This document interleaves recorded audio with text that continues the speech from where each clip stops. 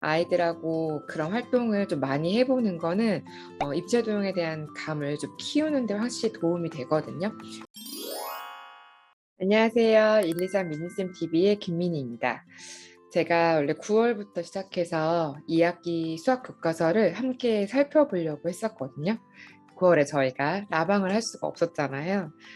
네, 저희가 아니 제가 라방을 할 수가 없었어서 음, 영상으로 네, 준비를 했습니다. 오늘은 1학년 2학기 수학 교과서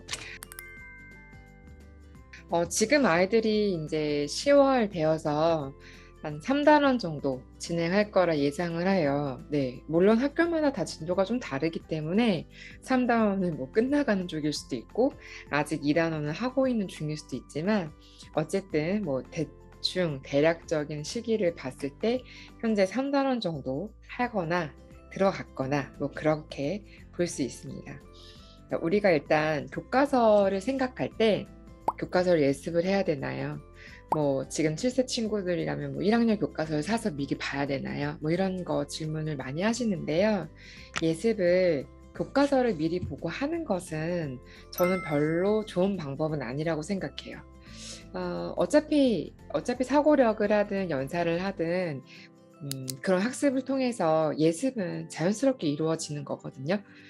그래서 저는 오히려 교과서를 미리 다 훑어보고 뭐가 나오는지 막 이렇게 하는 것보다 그냥 한번 이렇게 쓱 보고 가는 정도는 괜찮지만 아직 내용이 그렇게 까다로운 건 아니기 때문에 복습으로 네, 교과서를 아이랑 같이 살펴보시면 좋을 것 같긴 하고요. 근데 여기에 또 이제 어려운 점이 있죠. 아이들이 교과서를 학교에 두고 와서 교과서를 가지고 예습을 할 수가 없다는 점. 네, 저는 지금 현재 학년에 해당하는 교과서를 집에 하나씩 더 가지고 계시는 건 좋다고 생각을 합니다.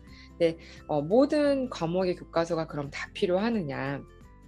그건 아닌 것 같아요. 그건 아니고, 다만 좀 수학을 좀 꼼꼼하게 체크를 하면서 가고 싶다면 수학 교과서 정도는 집에서 하나 정도 다시 보는 거 좋을 것 같고요. 교과서에 좋은 내용들이 되게 많이 있어요. 근데 그 이제 좋은 내용들을 우리가 수업 시간에 다 하기가 어려울 수도 있어요. 그거는 선생님이 뭐 신경을 덜 써서가 아니라 많은 아이들과 수업을 해야 되다 보니까 어떤 부분은 뭐 가볍게 짧게 하고 갈 수도 있거든요. 근데 이제 그런 부분의 내용들을 집에서 조금 더 할 수 있다면, 엄마랑 같이 활동할 수 있다면 훨씬 좋죠.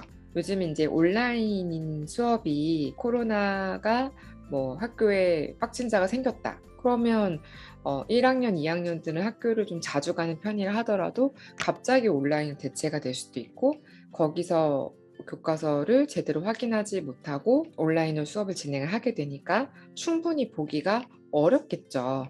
네, 그래서 더더욱 사실은 좀 살펴보는 거는 중요한 것 같아요. 오늘 1학년 2학기 3단원은 어떤 내용이냐면 바로 여러 가지 모양입니다. 이 여러 가지 모양은 1학기 때 입체 도형을 배웠어요. 그리고 2학기 때는 평면 도형의 모양에 대해서 살펴보게 되죠.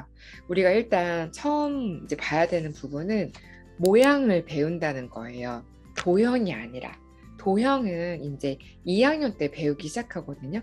그러니까 여기서 나오는 세모 모양이면 아이들이 삼각형이요 라고 얘기하는 건 모양을 부르는 것과 알맞지 않는 거죠. 이건 도형의 이름이니까. 그래서 여기서는 모양의 이름을 어떻게 부르고 우리 반은 어떻게 불러서 정할지 이런 내용들이 여기 앞부분에 나와 있어요. 모양을 살펴본다는 거의 가장 중요한 관점은 우리 주변에 있는 여러 물체들 중에서 그 입체, 그 물건의 일부분을 차지하고 있는 모양들이 어떤 것들이 있는지를 보는 거죠. 그러니까 우리 주변에 있는 물체의 세모로 이루어진 모양, 네모로 이루어진 모양의 그 부분을 가지고 있는 물건들이 뭐가 있는지 그런 것들을 살펴보게 되고 그 모양을 가지고 어떤 걸 구성하거나 이런 것들을 하게 되죠. 여기 앞에 이런 시작하는 부분에 채워져 있는 이 그림들이 사실은 아이들하고 같이 이야기를 나눠보면서 볼 부분이 상당히 많아요. 일단 이 위에 걸려 있는 거 보세요. 1학기 때 우리가 배운 입체 도형들이 나와 있는 거죠. 그러니까 아이들하고 "이거 우리 그때 1학기 때 배웠던 이거 무슨 모양이었지?" 라고 불렀을 때 아이가 "상자 모양이요." 라고 말하든지, 아니면 우리 반에서 그걸 다르게 불렀다면 뭐 "서랍 모양이다. 박스 모양이다." 이렇게 다르게 불렀다면 그걸 이제 기억하고 말할 수 있는지 확인해 볼 수 있는 부분이 있고요. 모양들을 분류하거나 여러 가지 모양이 섞여 있는데 찾아내거나, 그다음에 그것들을 가지고 구성하거나, 네, 여기도 꾸며보는 거 하고 있죠. 요런 것들이 들어있고요. 그다음에 각각의 입체 도형에서 그 평면 도형의 모양이 어떤 것들이 구성되어 있는지, 뭐 예를 들어서 원기둥이다라고 하면 밑부분을 찍으면 동그라미 모양이 나오지만 또 앞부분에서 바라보면 우리가 사각형으로 보이죠? 네모 모양으로. 원기둥의 옆에서나 또는 앞에서 보는 모양은 이렇게 도장으로 찍어낼 수는 없지만 어쨌든 이렇게 입체 도형 안에 어떤 면들이 구성되어 있는가 이런 걸 살펴보게 되고, 뭐 여기는 이제 모양으로 구성된 걸 이렇게 점프 하고 있어요. 이런 어떤 활동들이 있고. 네. 근데 여기 앞에서 인트로 하는 부분을 여기 단원에서 배우고자 하는 내용을 함축적으로 담아놨기 때문에 이 부분을 가지고 아이랑 같이 이야기를 나눠보시는 거 상당히 좋습니다. 학교에서 뭐 "선생님이랑 여기서 어떤 이야기를 나눴어? 선생님이 어떤 걸 알려주셨어?" 이런 것들을 좀 아이한테 물어보고 아이가 어떻게 기억하는지를 확인해 보는 거 좋고요. 그다음에 "이건 지금 뭐 하는 거야? 근데 뭐 그런 거에 대해서 좀 기억이 안 난다."라든지, 뭐 여기 부분을 되게 짧게 진행하고 넘어갔다면, 그렇다면은 좀 다시 한번 엄마랑 이야기를 나눠보는 거가 좋은 방법이겠죠. 어떤 모양들이 구성되어 있느냐, 이 물건을 나타내려면 어떤 모양을 사용하는 게 좋겠느냐, 그 모양의 특징을 기억하고 있어야 그 특징을 가지고 어떤 내가 표현하고 싶은 그림의 일부에 그걸 넣겠죠. 내가 뭐 예를 들어서 자동차를 나타내고 싶은데 바퀴 부분에 세모를 넣지는 않을 거잖아요. 그러니까 그 모양이 가지고 있는 특징과 내가 나타내고 싶어하는 물건의 특징이 매칭이 되면서 그것들을 동일하게 표현할 수 있는 것들을 여기서 살펴볼 수가 있고 이야기를 나눠볼 수가 있어요.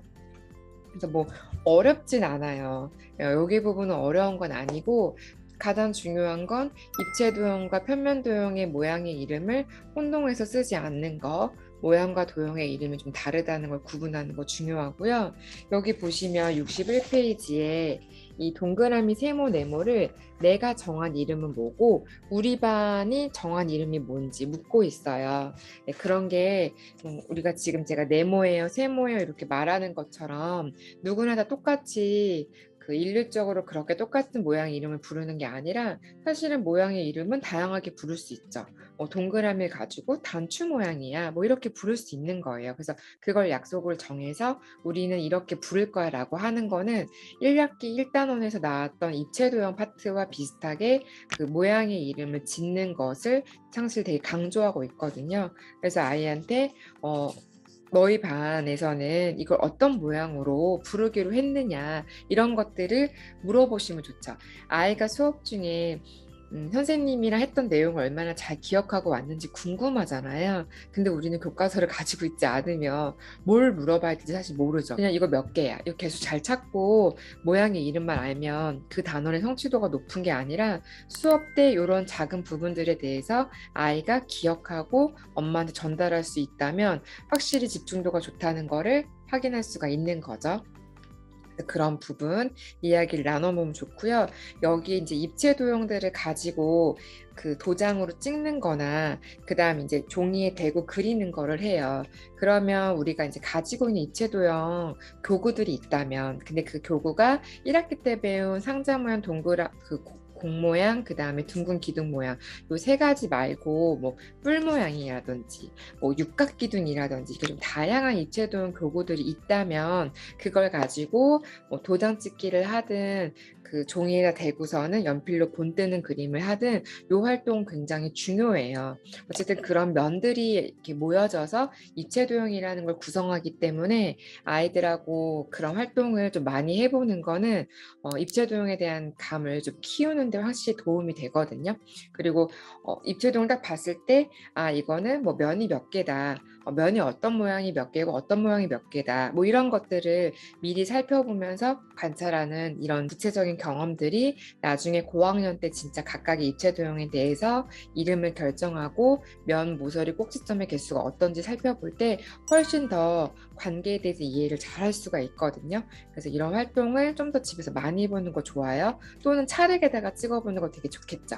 그렇다면 이 활동은 꼭 1학년 2학기 아이들한테 추천하는 게 아니라 5, 6, 7세 친구들한테도 이 도형에 대해서 아이들을 노출하고 싶을 때 이런 부분을 활동의 한 가지로 사용하실 수 있다는 거죠. 이런 거. 그 다음에 이제 몸으로 나타내는 거. 내가 머릿속에 이제 알고 있는 모양을 나타내고 그리고 표현하는 거 상당히 중요한 부분이에요. 이걸 굉장히 쉽고 가볍고 별거 아니고 꼭 수학에선 답을 내는 것만 중요하게 생각하는 경우가 많은데요. 사실 그렇지 않아요. 아이들이 정확하게 개념을 이해했다는 거는 어떤 표현에서도 정확하게 다 나타낼 수 있어야 되는데 네모가 뾰족한 부분이 몇 개야 라고 살펴봤어요.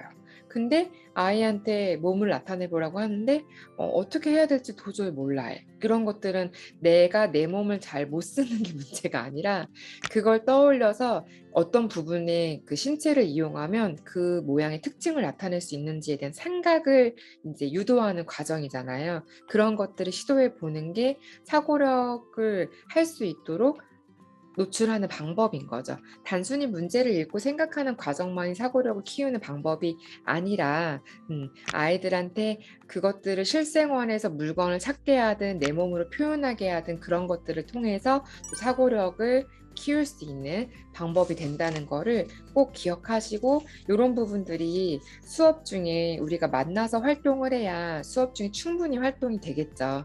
근데 이제 이런 부분 우리가 온라인으로 한다면 그 살펴볼 수 있는데 한계가 있기 때문에 이런 것들은 집에서 조금 더 추가적으로 해주시면 너무 좋을 것 같아요. 그리고 그 교과서에서 항상 요 이제 저학년 단계에서는 놀이 수학이란 부분이 있어요. 아이들하고 이제 게임처럼 진행할 수 있는 그런 부분인데요. 이 오른쪽에 있는 이 게임을 한번 해보면 좋은데, 여러 명이 줄 서 있고 이렇게 보여주는 그림을 보고 기억해서 몸으로 나타내고 마지막에 맞추는. 그 우리 예능 프로그램을 보면 뭐 예를 들어서 춤 동작을 보고 누가 몸으로 따라하고 그것을 마지막 사람이 맞추는 뭐 이런 거라든지 아니면 뭐 단어를 보고 단어를 몸으로 나타내고 이런 게임들 되게 많잖아요. 그런 거 생각보다 되게 사고력에 도움이 되는 게임이에요. 아이들 되게 좋아하고 어떤 물건을 보여주고 그 물건의 모양적인 특징을 나타내서 모양을 맞추면 되는 쪽으로 가면 좋은 거죠. 근데 표현하는 방식이 이 물건을 설명하기 위해서 몸을 나타낼 수도 있는 거고 지금 여기서는 보여주는 그림 카드를 보고 기억해서 전달하는 방식인데요. 모양이 되게 다양하지도 않고 그다음에 그 여러 가지로 아마 문제를 내도 예를 들어 별이라고 하면 별을 막 우리 몸으로 막 이렇게 그리면서 나타내는 거 외에는 표현하는 방법이 쉽지는 않잖아요. 그러니까 너무 모양으로만 하지 마시고 물건으로 바꿔서 하는 거죠. 집에서 할 때. 저희는 가족이 5이니까 저희 아이들이 이렇게 예능을 보면 거기서 재밌었던 게임을 같이 하자고 해요. 저희 둘째 딸이. 그럼 저 되게 귀찮지만 되게 귀찮아요. 되게 귀찮은데 그래도 그거를 문제를 내려고 할 때 생각도 하고 문제를 내서 어떻게 표현해야 될지도 생각을 하게 되고 내가 맞추는 입장이면 맞추려고 생각을 하게 되고 그 모든 찰나에 생각을 할 수 유도할 수 있어요. 그러니까 되게 재밌으면서 아이들하고 생각을 많이 해볼 수 있는 그런 활동이니까 이런 것들은 참고해서 집에서 가족끼리 있을 때 같이 해보시면 정말 좋습니다. 네, 그래서 이런 식으로 이런 거를 좀 더 집에서 해보면 좋을 것 같고요. 여기서 이제 좀 확장되는 어려운 부분이 우리가 이제 구성되어 있는 여러 가지 그림에서 모양을 찾는 걸 문제로 많이 물어봐요. 찾는 거에 어렵지 않죠. 네, 그냥 하나하나 따로따로 있으면 찾는 건 어렵지 않아요. 단 크고 작은 개수를 판단해야 되는 문제가 좀 어렵죠. 예를 들어서 정사각형에 9개 등분으로 되어 있다고 치면 거기에서 찾을 수 있는 사각형이 모두 몇 개인가? 그러니까 찾을 수 있는 네모가 크고 작은 네모가 모두 몇 개인가 하는 이런 문제가 이제 심화 문제로 나오는 편이에요. 이제 도형에서는 잘 나오는 도형의 개수를 물어보는 문제인데요. 이제 이런 것들을 우리가 뭐 최상위나 이런 문제집 풀면서 이렇게 하는 것보다 약간 제 문제 하나를 샘플로 알려드렸잖아요. 그러니까는 막 다양하게 모양을 구성해서 크고 작은 개수를 하나하나 찾는 거를 퀴즈처럼 다 같이 해결해 보는 방식으로 진행을 해보면 좋아요. 이게 정말 방법 하나만 바꿔도 문제를 하나를 앞에다 이렇게 보여주고 이렇게 작은 칠판이 있어요. 뭐 마트에서도 팔고 아니면 이렇게 손잡이 달려있는 칠판도 있어요. 이렇게 써가지고 들 수 있는 거. 그런 거 가지고 각자 이렇게 계산을 해서 대신 뭐 엄마랑 아빠는 왼손으로 푼다든지 아이는 오른손으로 푼다든지 어쨌든 약간의 다 함께 참여할 수 있는 그런 수학 문제를 푸는 시간을 일주일에 한두 번 정도 아이들과 함께 가져보시면 1, 2학년 수학에서는 상당한 효과를 얻어가실 수가 있습니다. 그래서 이런 것들 팁으로 알아두시면 좋을 것 같습니다. 네, 오늘은 1학년 2학기 교과서에서 함께 살펴보면 좋은 부분들을 말씀을 드렸어요. 잘 참고하셔서 아이들하고 그래도 한 번이라도 한번 살펴보면 좋을 것 같습니다. 네, 오늘 영상이 도움이 되셨다면 좋아요와 구독을 눌러주시고요. 저희는 다음 영상에서 만나 뵙도록 하겠습니다. 다음에 또 만나요.